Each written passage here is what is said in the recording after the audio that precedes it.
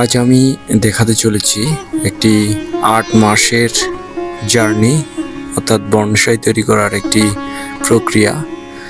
আর এই গাছটির নাম প্রেমনা সেরাটিফোলিয়া বা গনিয়ারি নামে পরিচিত। ভিউয়ার্স, চলুন আমরা দেখে আসি সম্পূর্ণ ভিডিওটি।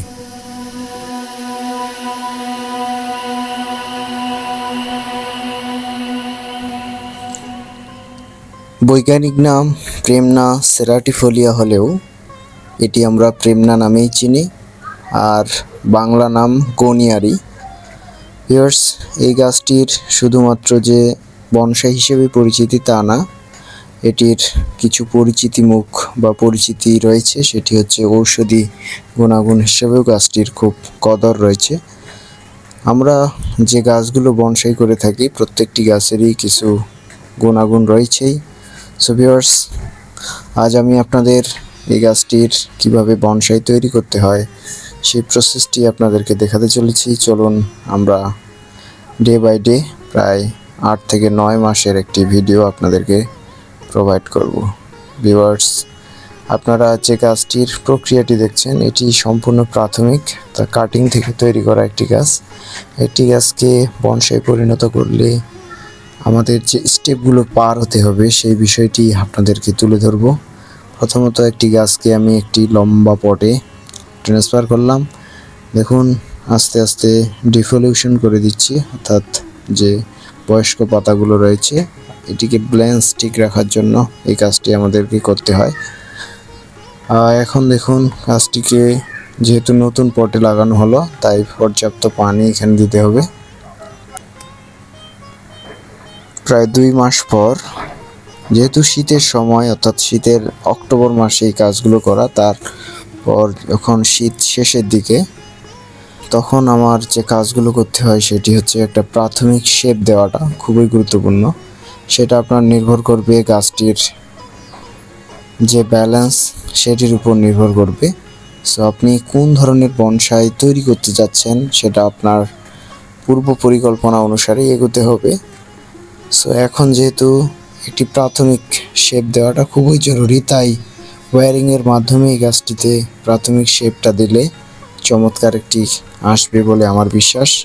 সো ভিউয়ার্স, প্রায় প্রাথমিক শেপটা দেওয়া হয়ে গেল। এখানে আমি ওয়্যারের সহায়তা নিয়েছি। এগুলো হচ্ছে অ্যালুমিনিয়ামের তার। এখানে প্রায় আপনারা বুঝতেই পারছেন এটি গরম, অর্থাৎ শীতের শেষে যখন ফুল গরম পড়ে যায় তখন এই গাছটির দ্রুত একটা গ্রোথ চলে আসে। যেহেতু গাছটিকে আমার এখন তৈরি করতে হবে, অর্থাৎ এই গাছটিকে এখন বনসাই তৈরি করতে হলে আমাকে অবশ্যই গাছটির গ্রোথ ঠিক রাখতে হবে, তা না হলে গাছটি খুব দ্রুত তৈরি হবে না। সো ভিউয়ার্স, আপনারা এই প্রেমনা সেরাটিফোলিয়া দিয়ে খুব সহজেই অর্থাৎ অল্প সময়ে একটি সুন্দর বনসাই তৈরি করতে পারেন। আপনাদের কাছে যদি এই গাছটির কোনো কালেকশন না থাকে তাহলে অবশ্যই আমাকে নক দিতে পারেন হোয়াটসঅ্যাপে। আমি হোয়াটসঅ্যাপে ডেসক্রিপশন বক্সে আমার নাম্বারটি আপনাদের দিয়ে দিব।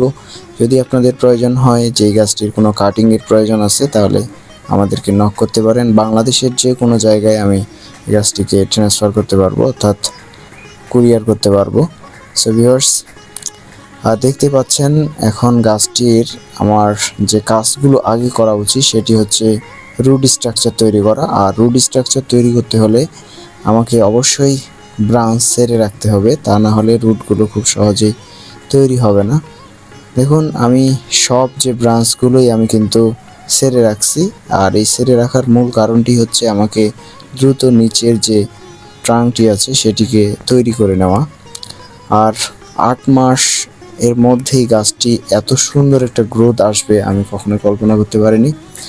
আর এখন আমাকে বিভিন্ন সহায়তা নিতে হবে, অর্থাৎ বিভিন্ন হেল্প নিতে হবে, সেটি হচ্ছে ওয়্যারের। আর ওয়্যারের মাধ্যমে যে ব্রাঞ্চগুলোকে টুইস্ট করে বাঁকানোর প্রয়োজন সেগুলো আমাকে সেই কাজ করতে হবে, এবং কোন ব্রাঞ্চটা কোথায় নিলে সেই বিষয়টিও আমাকে এখনই ট্রান্সফার করতে হবে, অর্থাৎ তৈরি করতে হবে। তা না হলে গাছটির একটা যে প্রাথমিক স্টাইল বা শেপ সেটি কখনোই ফুটে উঠবে না। আর আস্তে আস্তে এই কাজগুলো করার প্রয়োজন।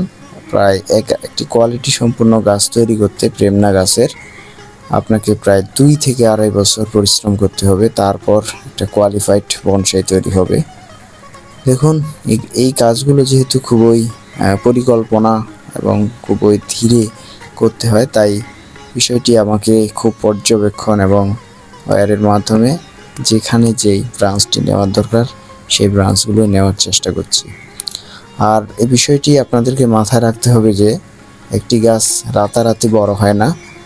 সো ডে বাই ডে আপনাদেরকে সম্পূর্ণ কাজগুলো করতে হয়। সো যেহেতু এখন গাছটির বয়স প্রায় 6 মাসের উপরে, তাই পর্যাপ্ত ব্রাঞ্চ এসেছে। আর নিচে আপনারা যে ডালটি দেখতে পাচ্ছেন যেটি আমি ছেড়ে রাখছি, এটি আসলে একটা টেকনিক। সেটি হচ্ছে আপনাকে রুট স্ট্রাকচার তৈরি করতে হলে যে কোনো ব্রাঞ্চ আপনাকে ছেড়ে রাখতেই হবে, তাহলে খুব দ্রুত আপনারা রেজাল্ট পাবেন। প্রায় সম্পূর্ণ কাজ আমার হয়ে গেল। দেখুন এটি নিচের দিকে যাবে এই ব্রাঞ্চটি। প্রায় কিছুদিন পর, প্রায় 15 দিন পর আবার ফিরে এলাম একটা নতুন আপডেট নিয়ে। এখন আমার কাজ হচ্ছে গাছটির যে জায়গাতে ব্রাঞ্চগুলো কাটা দরকার সেগুলো আমি কেটে দেব।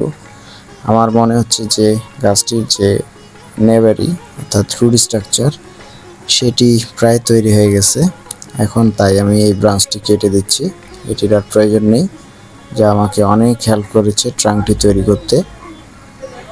সো ভিউয়ার্স, এখন আমার যে প্রাথমিক যে শেপটা, গাছটিকে যেহেতু সহীন একটি বনসাই তৈরি করব, সেক্ষেত্রে প্রায় স্ট্রাকচারটা তৈরি হয়ে গেছে বলে আশানুরূপ রেজাল্ট আমি পাচ্ছি।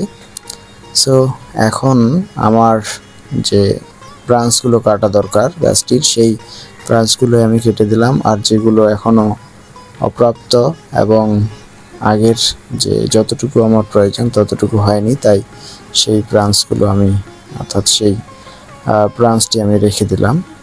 আর এই দিকে কিছু ব্রাঞ্চ আসবে। ইতিমধ্যে বিষয়টি আপনাদেরকে হয়তো আমি বোঝাতে পেরেছি যে কিভাবে একটি গাছকে আমি স্টাইলিশ অর্থাৎ সময়ের পরিপ্রেক্ষিতে সে পরিণত করতে পারি। এটি প্রায় 8 মাস থেকে 9 মাস পর দেখুন আপডেট, পর্যাপ্ত পাতা আসে, ডাল আসে। সো ভিউয়ার্স, এটি হচ্ছে একটি বনসাইয়ের জার্নি। সো আপনারাও একটি বনসাই পরিণত করতে হলে এইভাবে আস্তে আস্তে বনসাই করার চেষ্টা করুন। আপনারাও একসময় না একসময় সাকসেস হবেন আশা করছি। সো ভিউয়ার্স, এটি এইভাবেই আমরা বনসাই পরিণত করতে পারি একটি গাছকে। ভালো থাকবেন, সুস্থ থাকবেন, আবারও ধন্যবাদ।